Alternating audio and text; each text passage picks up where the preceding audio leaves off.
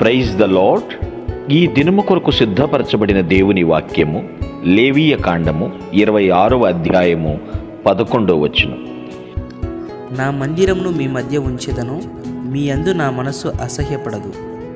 And I will set my tabernacle among you, and my soul shall not abhor you.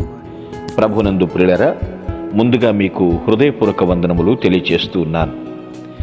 దేవుడు తన ప్రజలతో మాట్లాడుతున్నటువంటి మాటలు, ఏది ఏమైనప్పటికీ నేనేది చెప్తానో అది మీరు జరిగిస్తున్నప్పుడు, నా మాటకు విలువిచ్చినప్పుడు, అనగా నా ఆజ్ఞను అనుసరించి మీ జీవితాలు నడుచుకున్నప్పుడు, ఏది ఏమైనప్పటికీ కూడా నా మందిరమును మీ మధ్య నేను ఉంచుతాను అని మాటిస్తున్నాడు.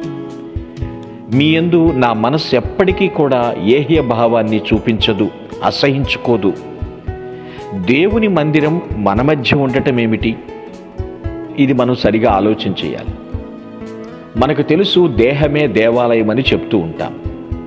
క్రొత్త నిబంధనలో మీరు నా ఆలయమై ఉన్నారని మీరు ఎరుగరా అనేటువంటి మాట కూడా చదువుకున్నాం. దేవుని మందిరం మన మధ్య ఉండుట, చూడండి, దేవుడే మన మధ్యకు దిగి వచ్చుట అని అర్థం. ఆయన మన మధ్య సంచరిస్తున్నప్పుడు మనము గుర్తిస్తున్నామా? మనము దేవాలయాలమని చెప్పిన మాట వాస్తవమే.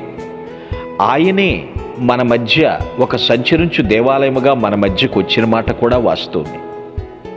ఆయన ఇప్పుడు ఆత్మరూపములో మన మధ్య సంచారం చేస్తూనే ఉన్నాడు. ప్రభు మన మధ్య ఉన్నప్పుడు అద్భుత కార్యములు మనం చూస్తాం ప్రియులారా. ఎన్నెన్నో ఆశ్చర్య కార్యాలు మన జీవితంలో చవి చూడగలుగుతాం. ఆ మందిరమునకు మనం విలువిచ్చినప్పుడు, ఆ మందిరముతో మనము గడుపుతూ ఉన్నప్పుడు, మన యందు ఏ డాగు మచ్చ కల్మషం ఉండదు. కాబట్టి మీ యందు నా మనస్సు అసహ్యపడదు అంటున్నాడు. మోషే ద్వారా చాలా మాటలు మాట్లాడించాడు. ఎన్నో మాటలు కర్మకాండల గురించి, ఆచార ధర్మాల గురించి కూడా వివరణ ఇచ్చినట్లుగా మనం చూస్తున్నాం. మందిరము ఎవరైతే ధరించుకుని ఉంటారో, ఆ మందిరమూర్తి అయినటువంటి ప్రభువుని ఎవరైతే ధరించుకుంటారో వారి మనస్సు కూడా నిష్కల్మషంగా ఉంటుంది. ప్రభు అన్నాడు, మీ యందు నా మనస్సు ఎప్పటికీ అసహ్యపడదు. నేను మీతోనే ఉంటాను, మీతో నడుస్తాను, మిమ్మల్ని సంచరిస్తూ మిమ్మల్ని కాపాడుతూ ఉంటాను, నేను మీకు దేవుడిగా ఉంటాను. ఎంత గొప్ప భరోసా! అలనాడు ప్రత్యక్ష గుడారాన్ని మందిరంగా భావించారు ఇశ్రాయేలీ. ప్రత్యక్ష గుడారాన్ని దేవునిగా భావించారు, దేవుని నివాసముగా భావించారు. మోసుకుని వెళుతూ ఉన్నప్పుడు ఎంతో పవిత్రంగా చూశారు.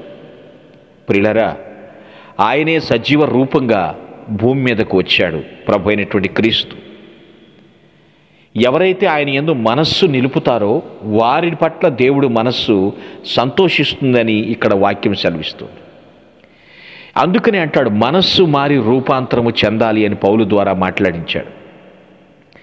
మందిర మహిమ, దేవుని యొక్క గొప్పతనాన్ని మనం గుర్తించినప్పుడు మనము గొప్పగానే ఆలోచిస్తాం, చాలా ఉన్నత మనస్సును చాటుకుంటాం కూడా.